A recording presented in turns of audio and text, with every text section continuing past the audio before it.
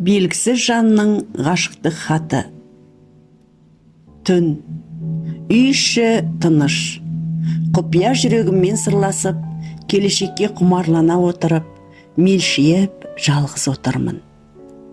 Терезе алдында отырып, қардың жапалақтап, айдың астында жауып жатқанын бақылап, көңіл күйім, ойым тек сенде. Бұл өмірде біз тек қонақпыз, оны білемін. Бірақ неткен қиын десеңші өмір. Қасында отырып, жаным деп те айта алмаймын. Өмірдің тағдыры ма?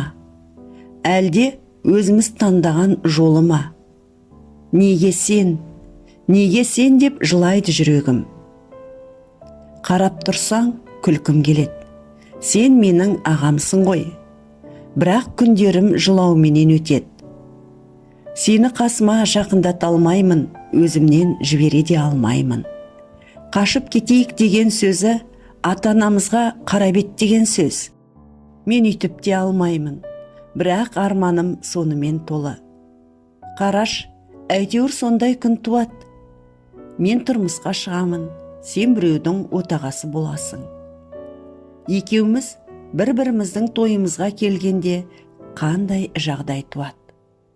Сол кезде жүрегім жарылып, сені қимай жаман болатыны айдан анық. Бірақ біздің қолымыздан не келеді? Екеуміз жақын туыспыз, тағдырымыз бөлек. Жаным, мен сені өмір бойы сүйемін. Алла тағала адам пендесіне бірақ шынайы махаббат жібереді екен. Сол, сен менің бүкіл өмірімнің махаббатысың, жаным. Жаным, қайда болсаң да, кіммен болсаң да, бір тілерім бақытты бол. Бұл менің ақырғы әрі нақты сөзім. Қош бол. Қош бол, қош бол мейіржан.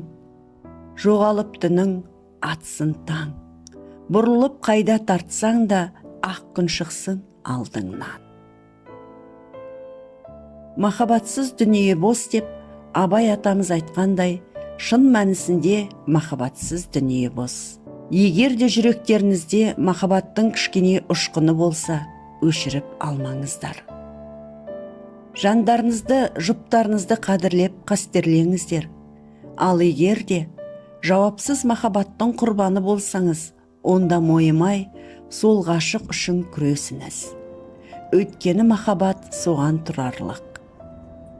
Қазір бізді тыңдап отырсаңыз, уақытыңызды босқа жібермей, мейлі жауапты, мейлі жауапсыз махаббатыңыз болса, нәзік сезіміңізді білдіріп, өзіңізді де, өзгені де бақытты етіңіз.